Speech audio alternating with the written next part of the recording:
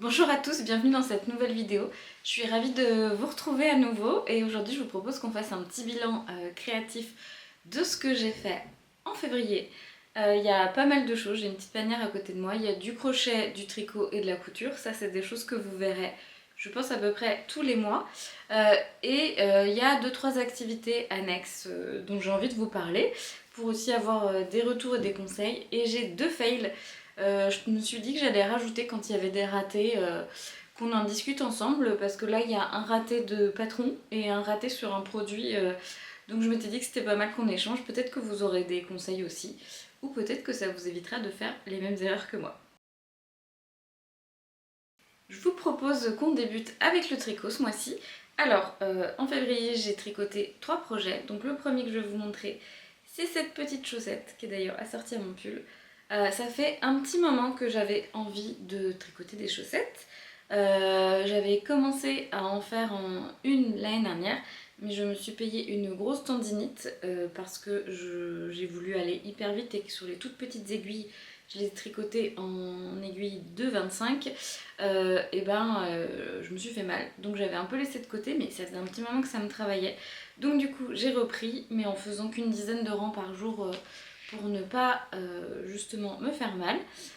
J'ai utilisé un patron sur YouTube, enfin un tuto sur YouTube de 3615 Kumquat, j'espère que je prononce bien son pseudo, qui est trop bien.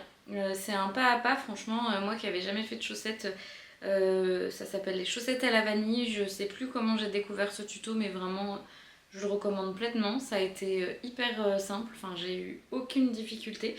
J'ai fait quelques petits ajustements parce que je chausse un 34-35, donc elles étaient un petit peu grandes, donc j'ai monté 4 mois de moins que ce qu'elle recommande. Et après pour le reste, de toute façon, ça s'adapte au pied, donc c'est pas difficile du tout. Donc je suis hyper contente de ma petite chaussette, je la trouve trop mignonne. J'ai la deuxième qui est montée, j'en suis à la moitié du pied. Donc ça avance, je pense que vous verrez la deuxième dans le bilan de mars. Et du coup, hier, j'ai fait une commande de nouvelles laines à chaussettes parce que vraiment, ça me plaît beaucoup. C'est un petit projet, c'est facile à transporter. Si j'ai envie de tricoter, mais pas longtemps et sans avoir un truc compliqué, c'est hyper bien. Là, c'était de la laine que j'avais achetée chez Rascol. Je me souviens plus de la référence, je vous la mettrai en barre d'infos. Et du coup, j'ai commandé de la Fabelle de chez Drops. Parce que j'ai vu qu'elle était pas mal recommandée sur les réseaux et elle est pas très chère. Et du coup j'ai prévu de... Enfin j'ai acheté de quoi faire 2 paires de chaussettes, une avec un motif et une qui est à speckles, donc qui sera un motif qui se fera tout seul. Et j'ai aussi acheté une laine avec du fil argenté un petit peu joli dans un magasin pour tester leur laine. C'est de l'acrylique, mais pour de la chaussette c'est pas très grave. Donc du coup j'ai de quoi faire 3 projets de chaussettes. Mais de toute façon je vais vous faire un haul prochainement de ce que j'ai commandé comme laine, acheté, etc. Et tous les projets que j'ai pour la prochaine saison, parce que j'ai une liste de projets, c'est pas possible, je ne les ferai pas tous, mais j'avais envie de vous en parler. Donc ça c'était le premier projet. Je pense que ce bilan va être un peu long. Je vais chapitrer, comme ça vous avez, si vous êtes intéressé que par la couture, que par le tricot ou que par autre chose, vous n'aurez pas besoin d'écouter tout mon bablage. Le premier projet que j'ai fini cette saison, cette année, c'était pas du tout cette chaussette, c'était ce petit bonnet. Si vous avez vu mon bilan précédent, je viens de voir qu'il est à l'envers, j'avais fait une petite écharpe inspirée Sophie Scarf dans cette même laine qui vient de chez Ziman, donc qui est une laine un peu violine avec du lurex dedans. Et du coup j'ai fait ce bonnet à suivre qui est par la créatrice Veren Rose. Vous allez voir, les 2 projets sont d'elle. Je me souviens, je crois que c'est le Johanna Hat, il s'appelle, avec donc des petites notes là pour faire des petites fleurs. C'est la première fois que j'en faisais. J'ai trouvé que c'était très mignon mais très chiant à faire. Je me vois pas du tout faire un pull entier avec ça par exemple. Mais je suis contente parce que j'ai appris plusieurs nouvelles techniques avec ce bonnet.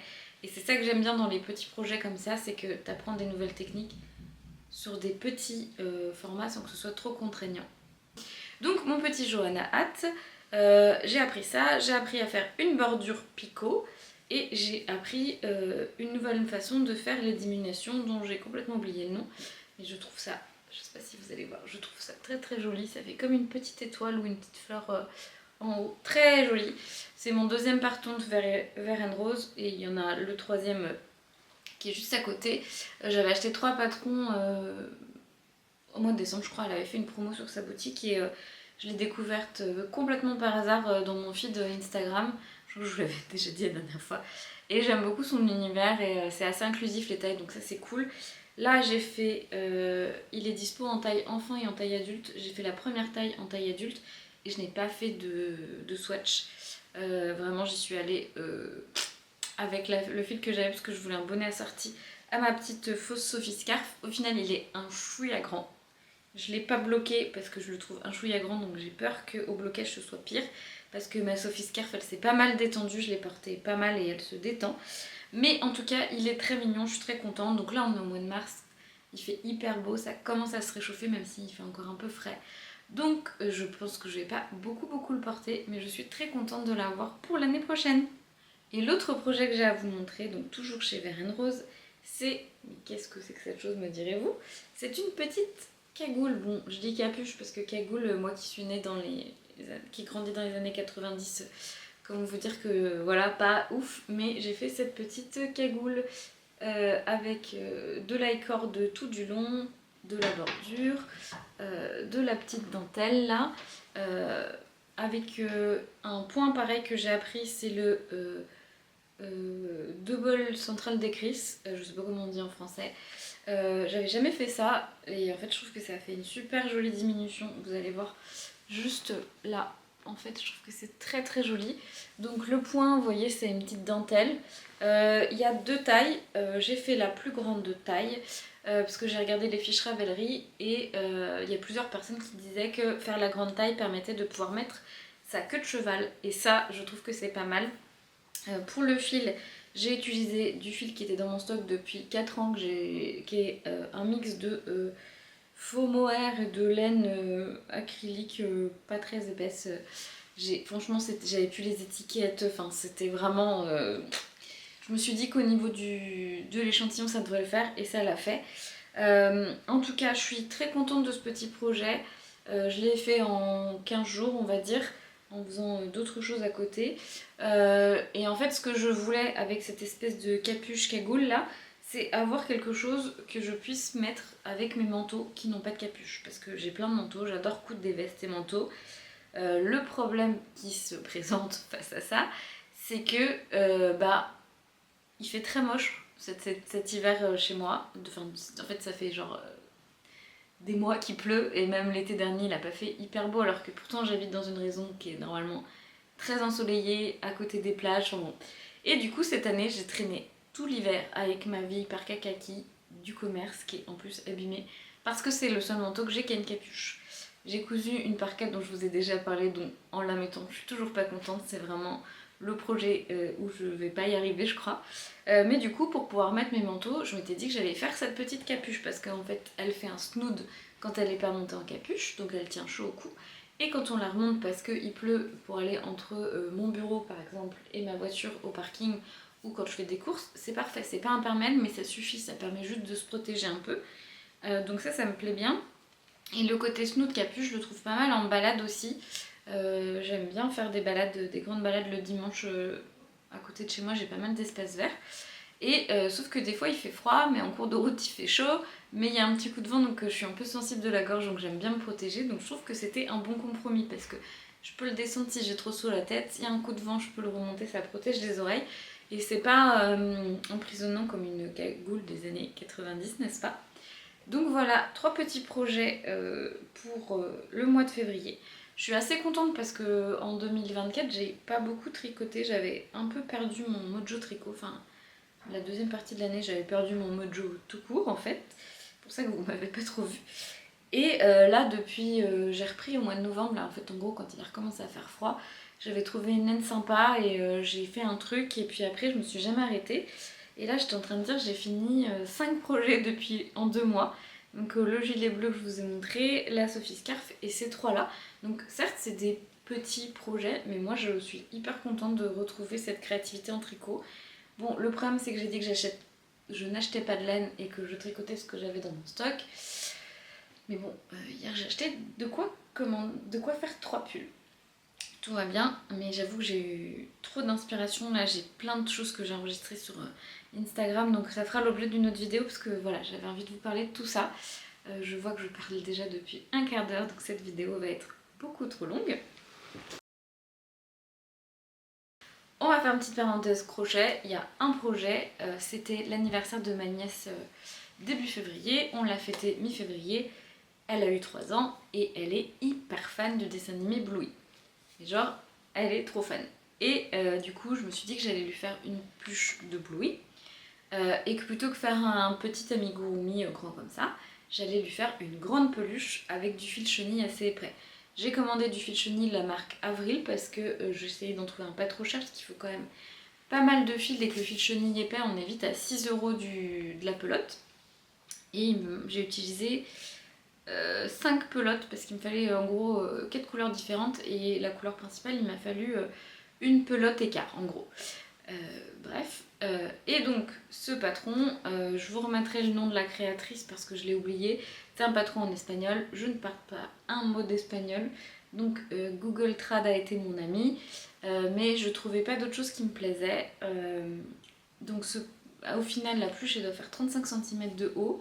Elle était trop contente, elle est énorme, ma soeur m'a dit encore une peluche qu'il va falloir que je cherche tous les soirs au moment du coucher.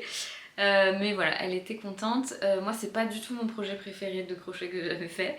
Concrètement, mon neveu et ma nièce de temps en temps me demandent des choses de dessin animé. J'ai fait un pas de patrouille il y a 2 ans je crois.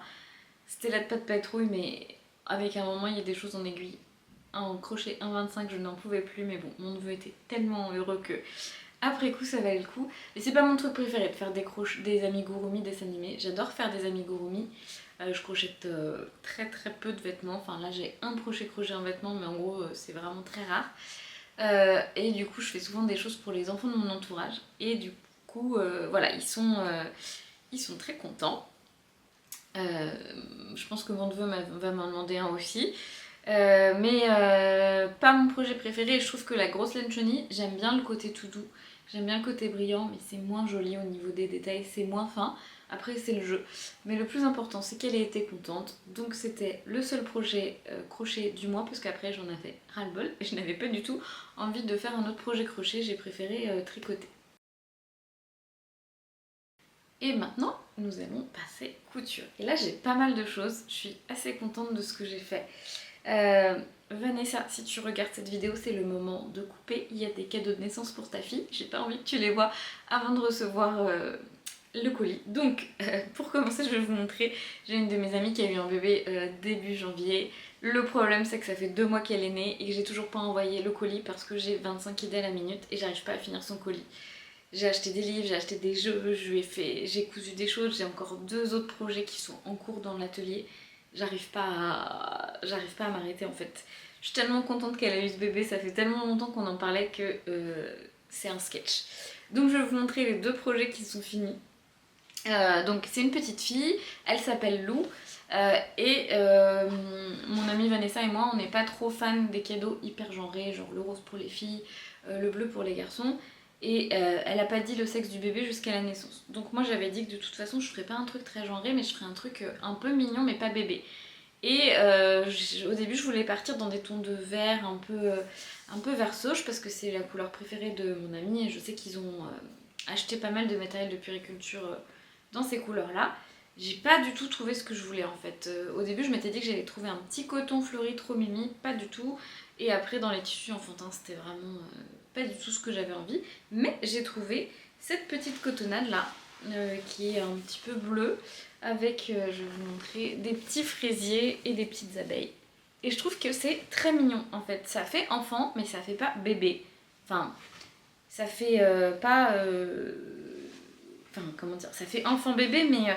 ça fait pas genre rose avec des licornes et des arcs-en-ciel partout. Si quand elle est plus grande elle veut du rose avec des arcs-en-ciel, je me ferai un plaisir de lui faire du rose avec des arcs-en-ciel. Mais pour son cadeau de naissance j'avais envie de faire un truc moins genré. Bref, donc du coup pour commencer j'ai fait cette petite, enfin cette très grande cape de bain. Je ne sais plus, enfin c'est pas la première fois que j'en fais, c'est facile. J'ai dû faire un carré de 90 par 90 et j'ai fait un petit rebord de capuche, je crois qu'il doit faire 25 par 25. Et j'ai fait des bords arrondis parce que je trouvais que c'était beaucoup plus mignon.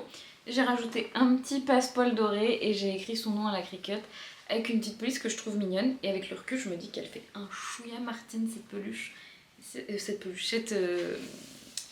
Cette police. Et donc à l'intérieur, j'ai mis du coton éponge vert qui est du même vert en fait que les petites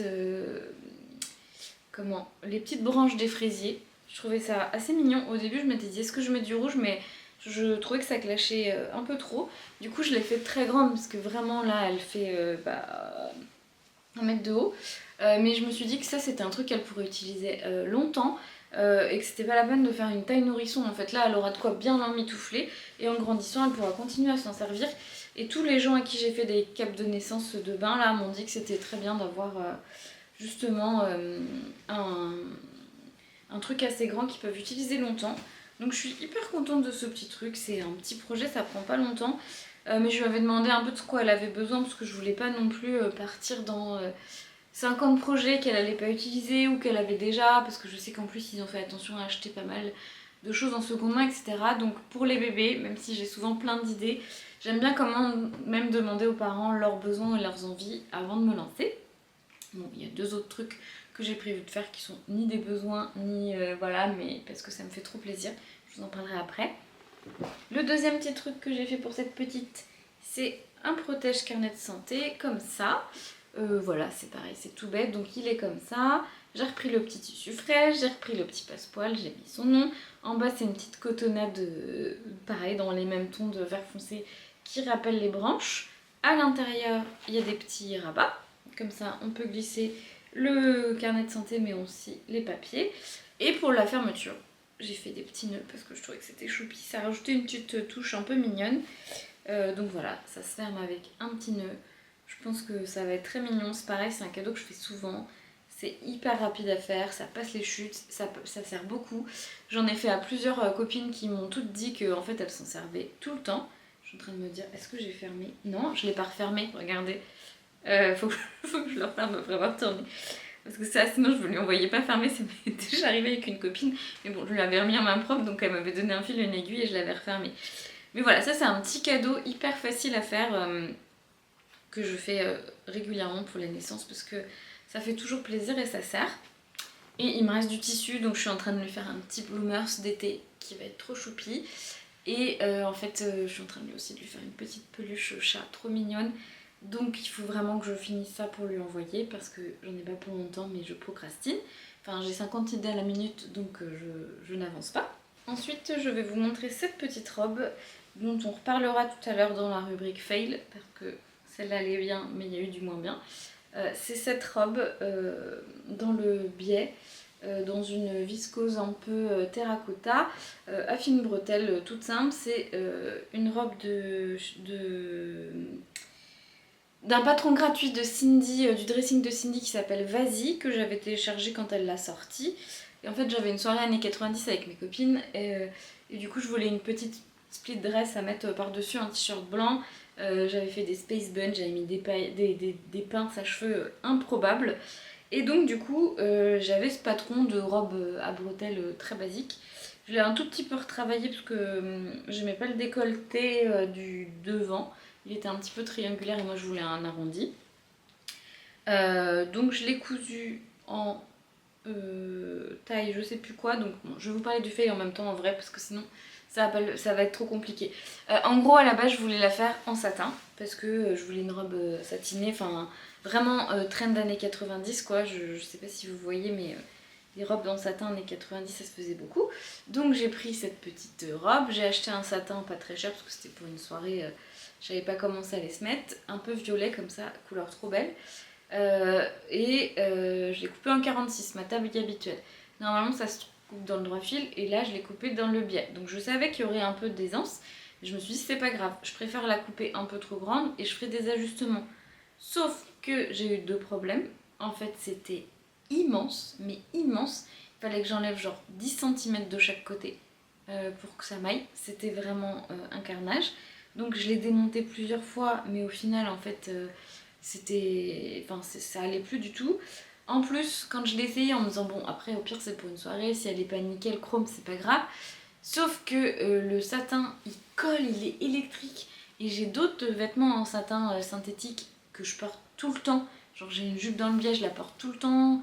J'ai une... Enfin, j'en ai pas 50 mais j'en ai 2 comme ça. Et ça ne fait pas de l'électricité comme ça. Pareil, quand je double mes manches avec un peu de satin, ça colle pas comme ça. Mais là, horrible, je pouvais pas marcher, ça se collait à moi, ça me donnait des coups de jus. Il fallait que je mette un vêtement en coton en dessous. Donc le haut ça allait, mais le bas non. Et je me suis dit non, mais je vais danser avec mes copines si je passe mon temps à être gênée. Là, rien que le mettre à côté de moi, j'ai l'électricité statique. J'ai regardé s'il y avait 2-3 astuces sur internet. Je me suis dit bon, je l'ai pas payé cher ce tissu. Je vais garder la robe parce que du coup il y a c'est des grands morceaux en fait. Donc typiquement je pense que je peux couper une doublure de manche là-dedans. Donc je vais le mettre dans ma petite boîte à projets un peu ratée pour réutiliser le tissu.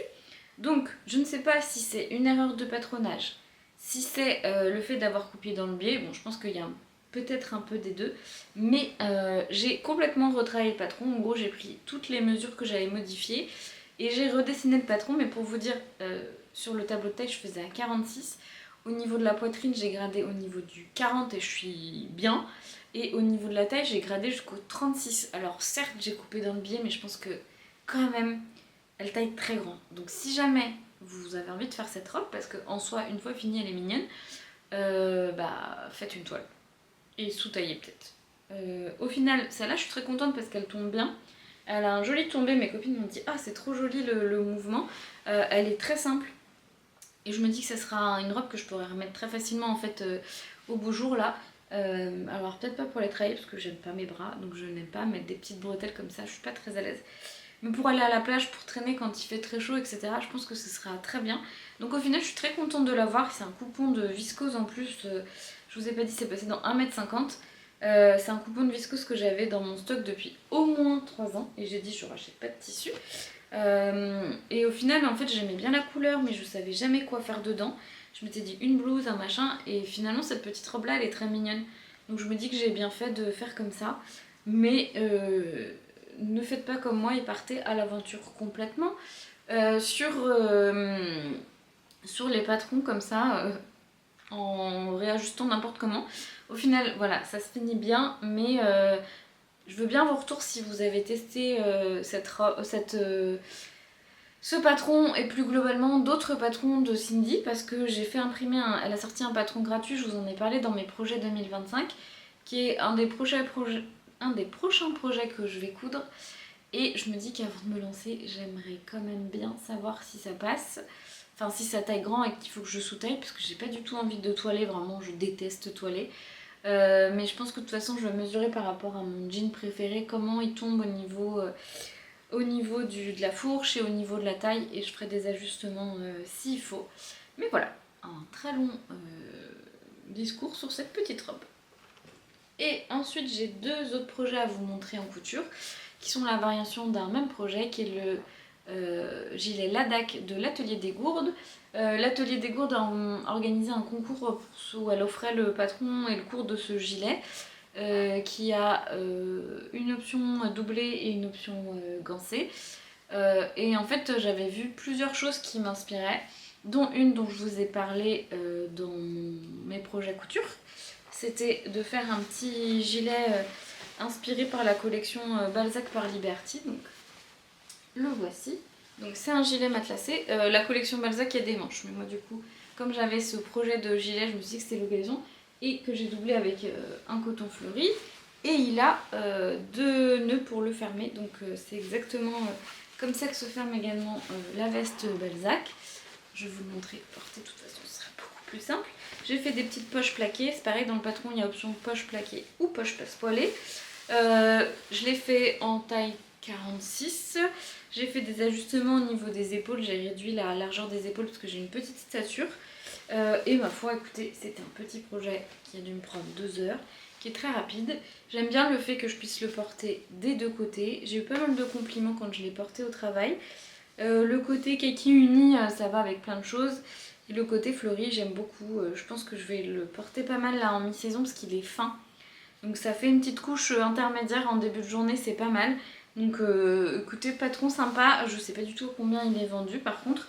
Après des gilets, il y en a plein. Les gilets de berger, c'est vraiment pas ce qui manque. Si vous voulez un gilet gratuit, il y a celui de Maëlie Paris. C'est pas très compliqué de faire un montage non gancé. Il faut juste le monter en fourreau. Il y a Charlène qui a un tuto, je crois, avec Singer justement sur comment on monte à... Enfin, elle fait son propre patron à partir d'un t-shirt. Mais vu tous les patrons qui existent, moi je m'embête pas. Et elle explique comment faire le montage fourreau si jamais vous voulez le faire. Donc je crois que c'est tout sur ce patron. Et ensuite j'ai fait une autre version qui est juste là, qui est inspirée par un projet que j'ai... Enfin par un projet...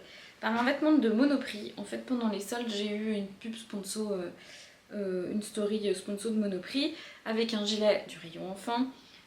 Tout doublé en moumoute Sherpa et c'était le devant une indienne matelassée. Et j'ai trouvé ça trop beau, j'ai fait une capture d'écran, je l'ai montré à plusieurs copines et j'ai dit qu'un jour il fallait que je le refasse. Et du coup, quand il y a eu ce concours là, je me suis dit ah mais c'est l'occasion en fait, parce que ça c'est le genre de truc, j'ai trop envie de le faire, je sais que je vais le porter, mais je vais pas le faire, enfin faut que je me trouve l'occasion de le faire, sinon je vais pas le faire. Et donc, voilà le résultat, je suis méga contente. Donc du coup j'ai acheté ce très beau voile de coton indienne au tissu du renard. Il existe en déjà matelassé mais ils en avaient plus. Et du coup je l'ai matelassé moi-même et j'ai pas fait des gros matelassages parce que vraiment j'avais la flemme. J'ai fait des lignes droites tous les 5 cm.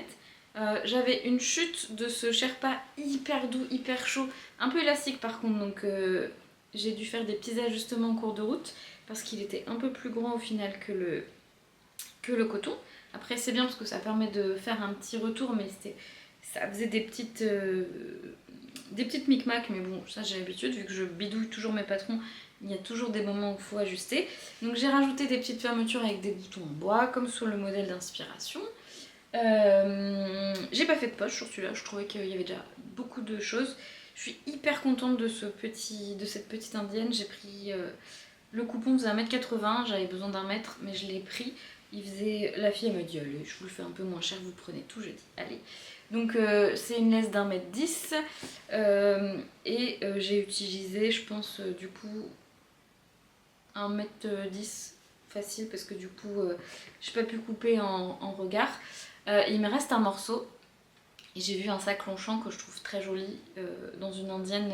C'est un Vichy avec de l'impression block print qui est trop beau mais qui coûte 300 balles pour du coton et que je pense que je peux refaire. C'est une variation d'un pliage, je vais vous le mettre par ici. J'en ai discuté avec Lucette sur Instagram ce week-end parce qu'elle a adoré ce sac aussi, elle a commencé à le faire. Elle me disait qu'a priori Longchamp ils sont pas très rigolos sur le fait de partager des créations inspirées par leur projet, sachant que c'est totalement légal hein, de refaire des copies sans but commercial et pour le loisir de vêtements de créateurs, on est beaucoup à le faire de temps en temps. Donc concrètement, je pense que ça va me prendre et peut-être je vous ferai un tuto si je suis contente. Faut que je patronne un peu mon truc. En gros, c'est un pliage avec une fermeture avec des nœuds et j'ai acheté une petite fermeture, un petit rabat en simili-cuir. Et voilà, donc toujours est-il que cette indienne hyper contente. Par contre, je vais pas vous mentir, j'ai fait un truc, je sais que c'est débile, potentiellement je vais le regretter. J'ai pas lavé mon indienne avant de le coudre parce que j'étais trop impatiente et qu'il est quand même bordeaux avec en dessous du Sherpa blanc. Je vais éviter de trop me tâcher. Je vous dis ça, mais j'ai déjà mis du yaourt dessus. Il aurait fallu que je le lave, hein, je le sais pertinemment, c'est de ma faute. Mais je pense je vais le laver à froid à la main la première fois en surveillant du coin de l'œil ce qui se passe avec un peu de vinaigre. Et comme ça, si je vois que ça dégorge, je peux rincer tout de suite. Mais voilà, je n'aurai que à moi à m'en prendre si ça merde. Après, c'est du synthétique le Sherpa, donc je pense que ça devrait pas trop prendre. Et si ça prend, et bah écoutez, j'aurai, au lieu d'avoir un Sherpa blanc, j'aurai un Sherpa un peu dans les mêmes tons. Et ça ne sera ma faute, ne faites pas ce que je fais. Et donc les deux dernières petites choses dont je veux vous parler un peu créatives, j'ai fait un petit peu d'aquarelle, un tout petit peu. J'ai fait cette petite plante à l'aquarelle, c'est du cresson de para. Si vous ne connaissez pas cette plante, c'est une plante qui est assez rigolote si vous avez l'occasion de la goûter. Je ne vous dis rien, mais si vous voulez faire une blague à vos potes, achetez du cresson de para et faites-leur goûter, c'est assez rigolo. C'était un projet pour le boulot, on avait besoin de faire du packaging pour un projet et il nous fallait une illustration de cette plante et ma collègue n'arrivait pas à faire ce qu'elle voulait sur l'ordi, donc je lui ai dit bah attends, si tu veux je te la dessine. Donc voilà, je ne suis pas aquarelliste, ça me fait juste plaisir de faire un peu d'aquarelle, j'aime beaucoup ça. Je devrais en faire plus souvent, quand j'étais plus jeune j'en faisais beaucoup et j'ai retrouvé des dessins que j'avais fait et j'étais là, ah ouais, je me débrouillais bien, j'ai beaucoup perdu. Mais c'est pas grave en fait, je le fais vraiment parce que ça me détend de peindre.